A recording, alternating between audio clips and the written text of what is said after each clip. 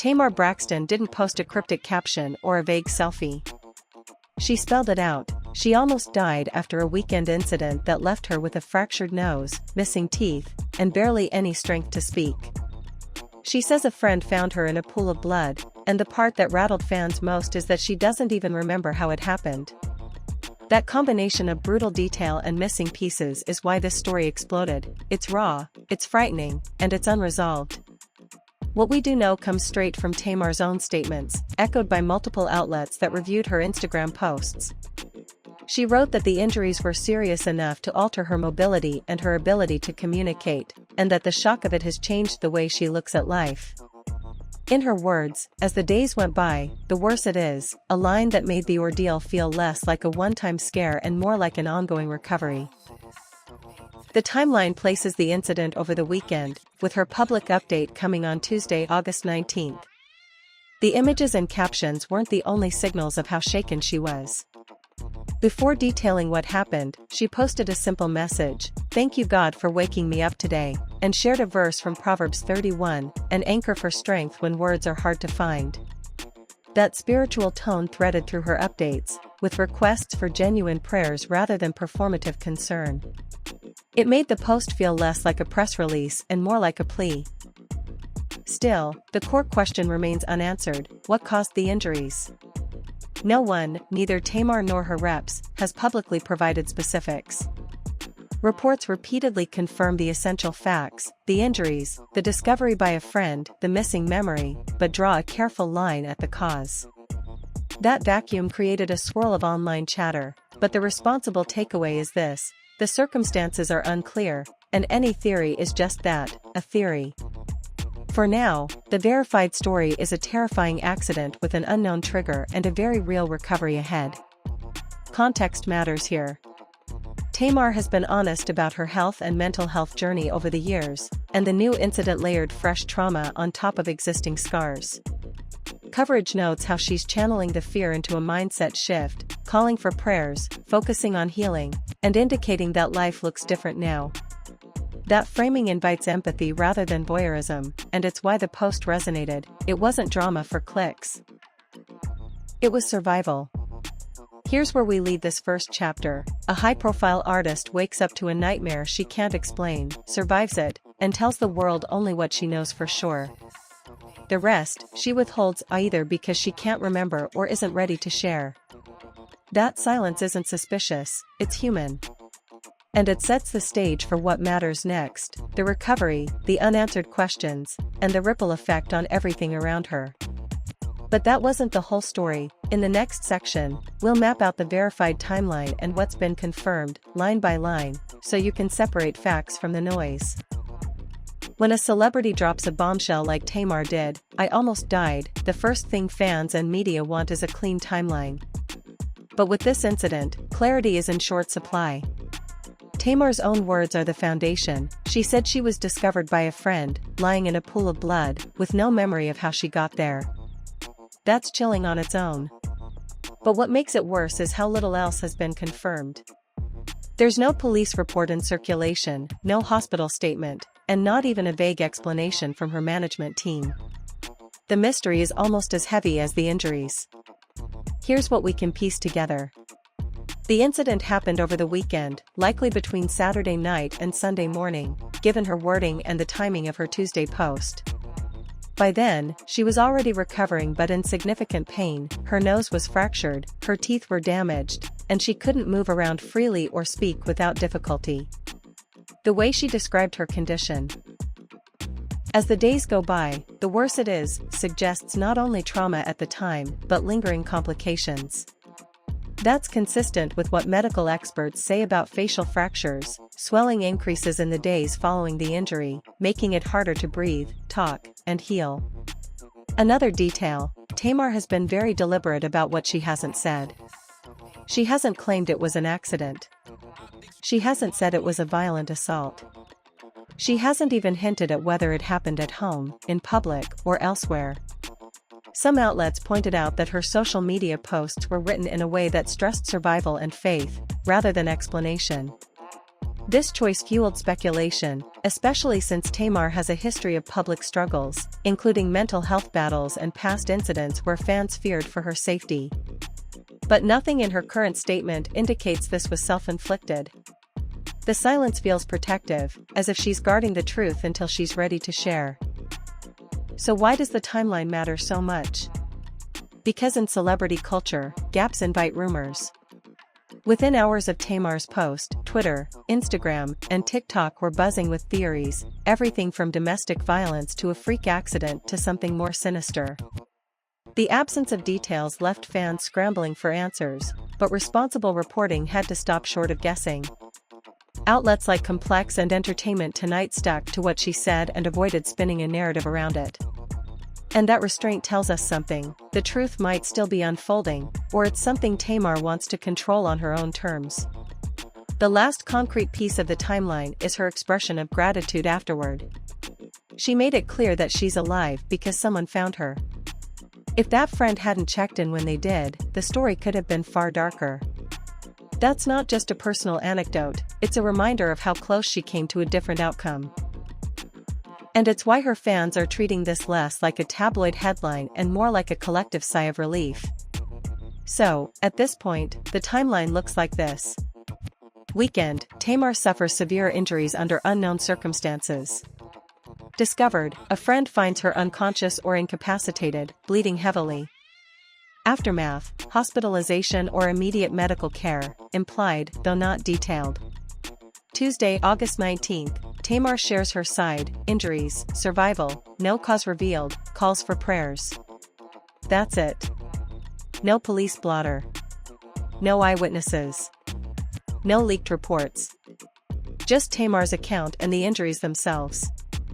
Which means the what happened question isn't answered yet. But what is answered is equally important: she's alive, she's recovering, and she wants people praying instead of speculating. When the first whispers about Tamar Braxton's accident began spreading, the noise was deafening. Headlines painted pictures of chaos, gossip blogs crafted dramatic timelines, and social media drowned in speculation. But through it all, Tamar herself remained the centerpiece, and the silence surrounding her only made the story louder. For fans, the initial concern wasn't about rumors of mendices or conspiracies, it was Tamar's well-being. After all, this wasn't just any celebrity, this was a woman who had already lived her life in the public eye, from Braxton family values to her music career, her personal highs and her very public struggles. Fans knew her resilience, but they also knew her vulnerability. So when word spread that she'd been involved in an accident, the question wasn't just what happened. It was, is she okay? Tamar eventually spoke out, though carefully, and her words became a counterweight to the frenzy. She made it clear that while the situation was serious, much of what the public was consuming was twisted, exaggerated, or flat-out wrong. This wasn't about scandal, betrayal, or secret romances. It was about her health, her recovery, and her right to navigate it outside the circus of speculation. And this wasn't the first time Tamar had to fight against narratives imposed on her. Her career has often been overshadowed by gossip, rumors about her family feuds, stories about her relationships, whispers about her mental health. She has been painted by the media as everything from the diva to the victim, depending on what headlines sold best that week. But here, in the aftermath of the accident, Tamar took back some control. On Instagram and in interviews, she reassured her supporters that her priority was healing, physically, emotionally, and spiritually. She expressed gratitude for the prayers and messages pouring in from fans worldwide. More importantly, she reminded everyone that she wasn't a character in a reality show right now, she was a human being dealing with real pain. And this perspective struck a chord. Fans began pushing back against the rumor mill, calling out gossip pages that used Tamar's accident as clickbait. The conversation shifted. Instead of dissecting who or what, people started focusing on how can we support. But Tamar's story also exposes something bigger about fame. When you're a celebrity, your pain doesn't belong to you alone, the world feels entitled to it. For Tamar, this wasn't just about clearing the air regarding mendices or addressing whispers of betrayal. It was about reminding everyone that behind the headlines was a woman who nearly lost much more than her reputation. Her strength in setting the record straight, without feeding into sensationalism, showed maturity and control. Tamar wasn't denying her struggles, she never has, but she was refusing to let others weaponize them. In a sense, Tamar Braxton's side of the story wasn't just about the accident. It was about reclaiming dignity in a world that profits off taking it away. If Tamar Braxton's accident became a whirlwind of speculation, Mandisi's Harris found himself caught directly in its eye. Almost overnight, his name was dragged into the narrative, not as a concerned friend, not as a bystander, but as a potential villain. For someone who had carefully rebuilt his reputation after years of legal trouble and incarceration, this sudden association with Tamar's personal ordeal was more than just frustrating. It was damaging. Mandisi's, best known from Love and Hip Hop, New York, has never shied away from sharing his personal journey with the public. Viewers watched him navigate the ups and downs of his marriage to Yandy Smith, his struggles as a father, and the heavy toll of serving nearly 4 years in prison on federal drug charges.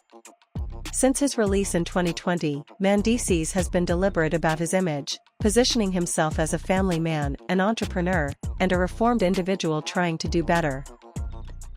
So when rumors linked his name to Tamar's accident, suggesting infidelity, secret involvement, or shady dealings, Mandisi's wasted no time addressing them. In a series of statements and social media posts, he made one thing absolutely clear: he had nothing to do with Tamar's accident or any of the speculation swirling around it. He emphasized that he was focused on his family and businesses, and that dragging him into Tamar's misfortune was unfair and baseless. But what made Mandisi's response particularly powerful was its tone. Instead of lashing out or fueling the drama, he chose calm clarity. He didn't entertain the salacious details, nor did he give gossip blogs fresh soundbites to twist. He simply drew a line: "This is not my story." Fans and critics alike had mixed reactions. Some applauded him for staying composed and shutting down rumors before they grew worse. Others argued that his response felt rehearsed or too polished, as if he were more worried about protecting his brand than Tamar's well-being. Still, in the chaos of social media, his measured approach may have been the only sensible one. There's also the deeper layer here: Mandisi's knows what it means to have your name dragged through the mud. His past mistakes were played out on national television and splashed across headlines. Having fought hard to reshape his legacy, he understood the stakes. Any connection, even accidental, to Tamar's accident could unravel years of work. By responding directly, Mandisi's not only distanced himself from the situation but also reminded people of his ongoing commitment to accountability. He acknowledged the speculation without feeding it, and he firmly returned the focus to Tamar's recovery, where it belonged. Ultimately, Mandisi's response was less about defending against gossip and more about preserving his trajectory. He has been working to show that he's no longer the man who once made reckless choices, but someone striving to be a better partner, father, and role model. In that light, shutting down the Tamar rumors wasn't just damage control, it was survival. When Tamar Braxton's accident first surfaced, the immediate details were scarce. There was no official medical report released, no exclusive interview clarifying what exactly happened. And yet, within hours, hashtags with her name began trending across Twitter, now X, Instagram comment sections lit up, and YouTube gossip channels started pumping out explainers filled with half-truths and speculation. This wasn't journalism, it was the new reality of celebrity news in the digital age. Social media thrives on immediacy, and that's both its power and its danger. Platforms like Instagram and TikTok are designed to reward speed, not accuracy. The faster someone posts breaking news, the more engagement they get, even if the information is incomplete or outright false. With Tamar's accident, this phenomenon was on full display. Some accounts claimed she had suffered a medical emergency, others insinuated relationship drama, and a few even spun conspiracy theories about foul play. And then came the real accelerant, the rumor linking Mandisi's Harris. One vague post suggesting he had some connection to Tamar's ordeal spiraled into dozens of clickbait headlines within hours. No one asked for proof. no one fact-checked. Why?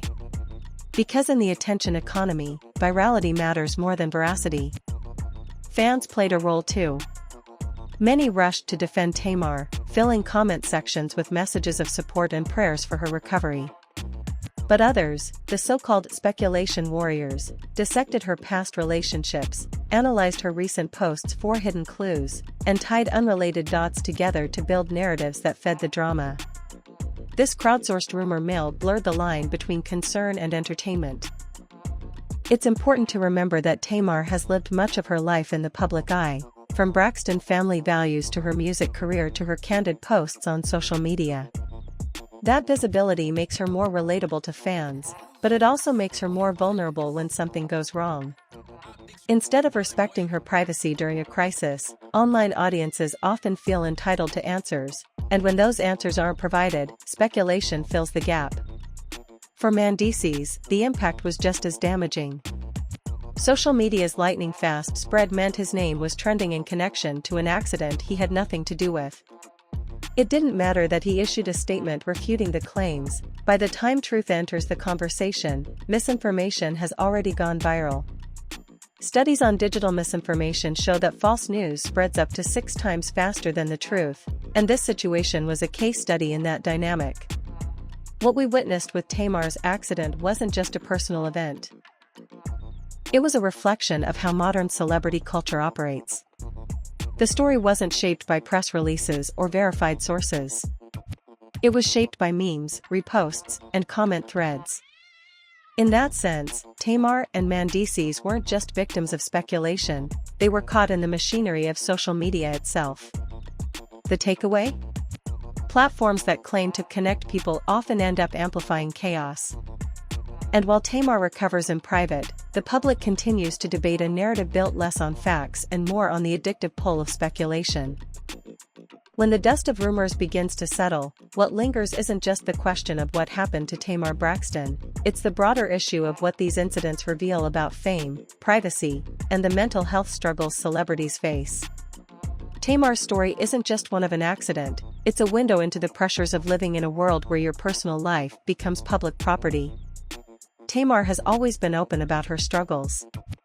In past interviews, she's spoken candidly about battling depression, anxiety, and even suicidal thoughts. For someone who has already experienced the darkest corners of mental health, the added burden of relentless speculation can feel like an attack. Fame magnifies vulnerability.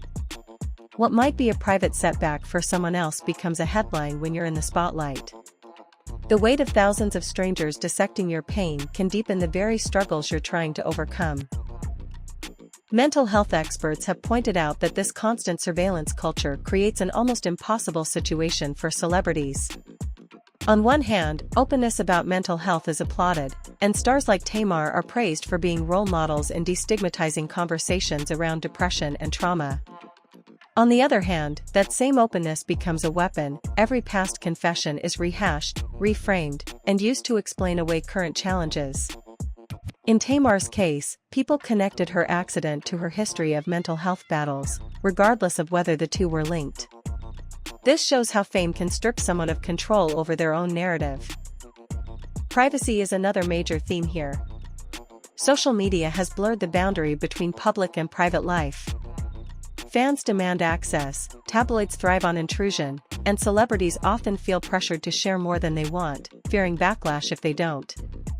Tamar's accident exposed this paradox. If she stays silent, rumors spiral. If she speaks out, she risks being misinterpreted or mocked. There's no winning. And for Mendices Harris, dragged into the controversy without consent, the episode highlights how easily someone's reputation can be hijacked by speculation. This situation also reflects a cultural obsession with celebrity downfall. Studies show audiences are drawn to stories of crisis and recovery. They humanize celebrities, make them just like us, and provide a mix of drama and relatability. But the dark side is that we, as consumers, often treat real struggles as entertainment. Tamar's pain becomes a storyline, her accident a plot twist in the soap opera of fame. The bigger question is, what does this say about us? Why do we consume these narratives so eagerly, even when they cross ethical lines? Psychologists argue it's because celebrity culture functions like modern mythology. Stars embody dreams, flaws, resilience, and tragedy in ways that feel larger than life. Tamar's struggles, then, aren't just her own, they're symbols of the human condition in the age of visibility. In the end, Tamar's accident serves as more than gossip fodder.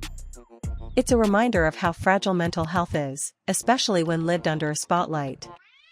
It forces us to confront our role in the cycle. Are we supporting celebrities through their struggles, or are we complicit in exploiting their pain for clicks, views, and fleeting drama?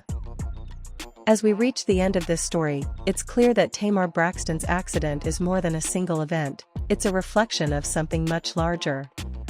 It's about how we, as a society, treat the struggles of those in the spotlight. It's about fame, privacy, mental health, and the thin line between curiosity and cruelty. For Tamar, this accident, however it truly unfolded, became yet another chapter in a life already filled with highs, lows, triumphs, and heartbreaks. She has always been more than just a reality TV star or a singer. Tamar is a survivor, someone who has faced personal demons head-on and has not been afraid to admit vulnerability. That vulnerability, while empowering to many, has also made her a target. And in this latest storm of speculation, we see just how dangerous that target can become. What this entire saga reveals is the duality of modern fame. On one hand, it gives artists like Tamar platforms to share their talents, their voices, and their truths. On the other hand, it turns every mistake, every stumble, into a spectacle. Privacy becomes nearly impossible. Healing becomes harder when every step forward is met with whispers about the past. The Mendices Harris twist only magnified the chaos, dragging another public figure into the mix without his consent.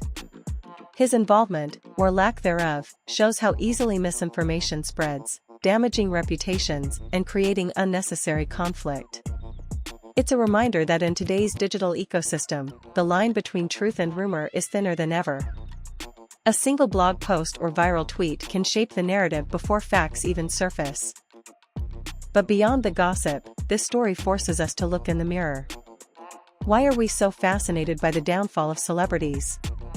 Why do we cling to every piece of drama as though it's our own? Part of it is escapism. Seeing stars struggle reminds us that even those with wealth and fame are human. But part of it is also cultural conditioning. We've been taught to consume lives like storylines, where every rise must be followed by a fall. Yet, Tamar's story reminds us that behind every headline is a human being. Someone's sister. Someone's mother. Someone who has bad days, who cries, who struggles, and who, like all of us, is trying to find peace in a chaotic world. Her journey forces us to ask, how can we shift from consuming celebrity pain as entertainment to using it as an opportunity for empathy and understanding? The answer may not be simple, but it begins with awareness. It begins with resisting the urge to spread unverified rumors. It begins with remembering that the people we watch on TV or hear on the radio are not characters in a soap opera but individuals with real emotions, real scars, and real battles. So, as the cameras move on and the internet finds its next scandal, Tamar's accident leaves behind a lesson: fame is fragile, truth is complicated, and empathy is more necessary than ever. In a world obsessed with spectacle, choosing compassion might just be the most revolutionary act of all. And that is where this story ends. But perhaps it's also where a bigger conversation begins.